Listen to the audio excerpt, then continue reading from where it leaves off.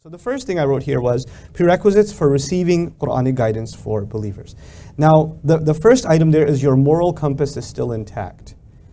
If you really want to benefit from the guidance of the Quran, your moral compass needs to be intact. What does that mean? In simple language, here's what that means. Every human being, Allah has gifted them with a moral calculator inside them. Every person is a moral human being, every human being. Allah put the ruh inside every human being, yes or no? That ruh was in the company of Allah. It was given the knowledge of the basics of the right and the wrong, and even knowledge of Allah Himself. We learned that in Surah Al-A'raf.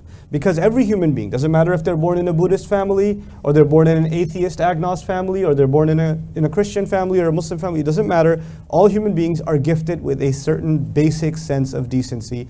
The Arabic term for that, the Islamic term for that is the fitrah. The Rasul of Allah sallallahu alayhi wa sallam would say, كُلُّ مَوْلُودٍ يُولَدُ عَلَى الْفِطْرَةِ.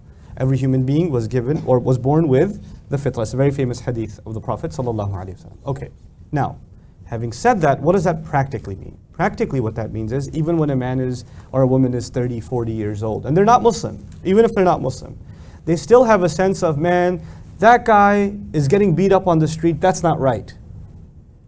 Or these people stole money and didn't give it back, that's not correct. Or they shouldn't be insulting their coworkers that way, that isn't right. They have a sense of justice inside them. It didn't come from necessarily even their, actually you go across cultures, it's not even from the upbringing. If you go across cultures, different cultures, you'll find everybody has a sense of justice. Everybody has a problem with injustice. Everybody has respect for the truth. Everybody has a disgust for lying.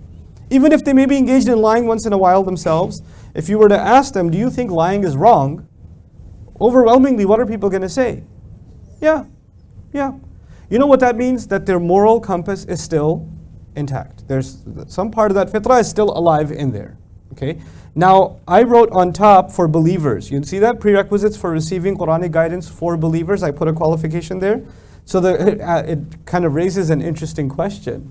How could you be a believer, a Muslim, and your moral compass is not intact? Why would I put that there? Because it's possible.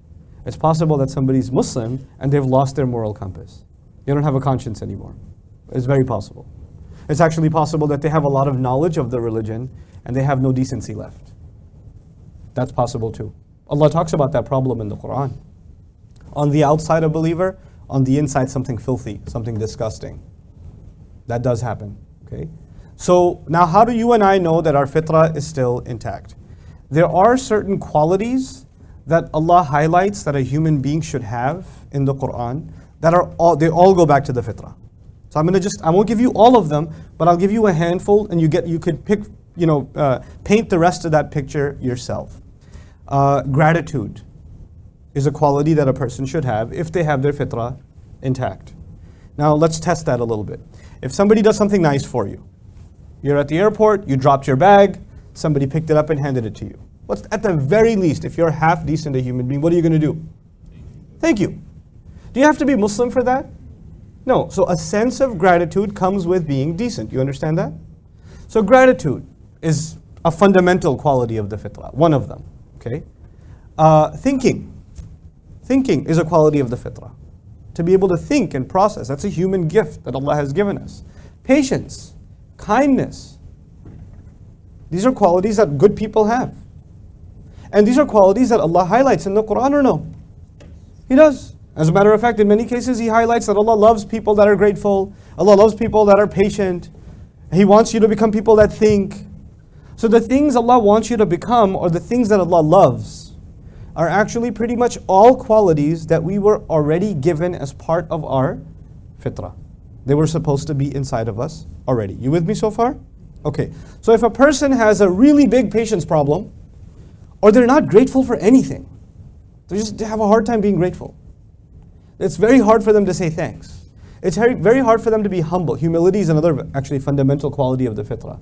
And humility has many levels, but the first of them is to be able to admit your mistakes, to be able to admit you're wrong, or you're not the best, or to be able to admit someone's doing a better job than you are, right?